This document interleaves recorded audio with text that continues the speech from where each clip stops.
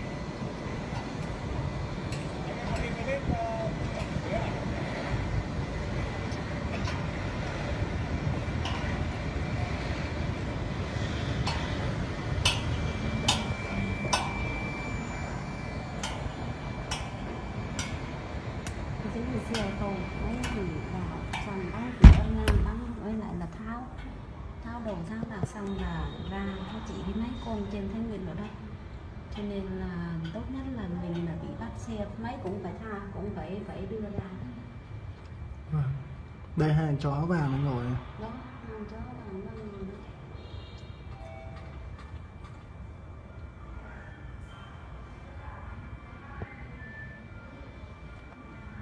Bây giờ nó đang kêu đến bãi. Đây mấy thằng chó tháo đồ xe không về vi phạm.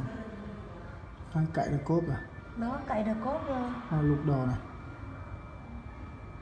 Nó thay rồi, nãy cái thằng áo đỏ kia nó đó thay ấy rồi, nó thay nó lấy được đồ ra rồi.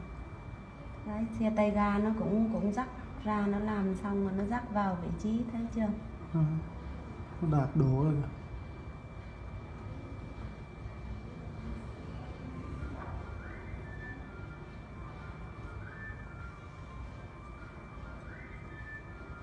Đấy, thấy chưa? Nó cầm đồ cầm đạp, tháo được rồi nó quấn vào trong. Đấy, lại dắt vào vị trí cũ. Kia đang thay buji thay đấy. Nó lại tháo được. Đấy, lại dắt vào trong và thôi. Cái xe đó còn chưa có đít à? Chưa lấy đít luôn kìa. Đúng không? Vâng. Nó xe mới thì nó mới đồ mới thì đây. Thằng chó vàng đang đi chỗ đây nữa. Đây này. Đó. Chỗ cái đầu. Cái thằng công an giao thông đang đi.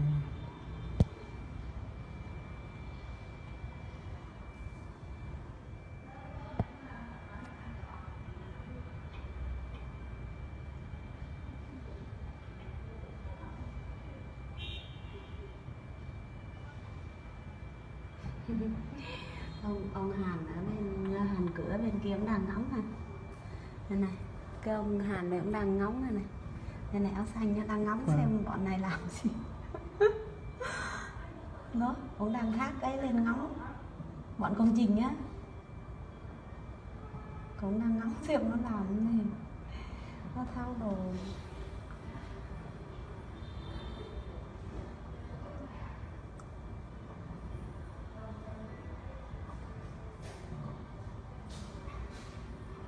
Nó lấy hết nè, chả còn à. Có thằng giao thông mò ra này.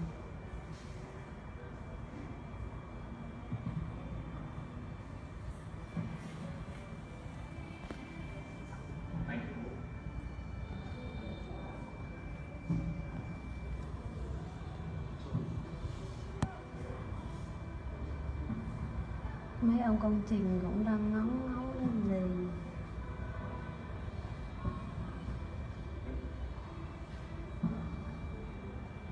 Thì nó tìm cái xe nào tốt nó mới lấy hay sao á. Đó. Kiểu cái xe Hyundai để có lên kín hết cả xe. Đó.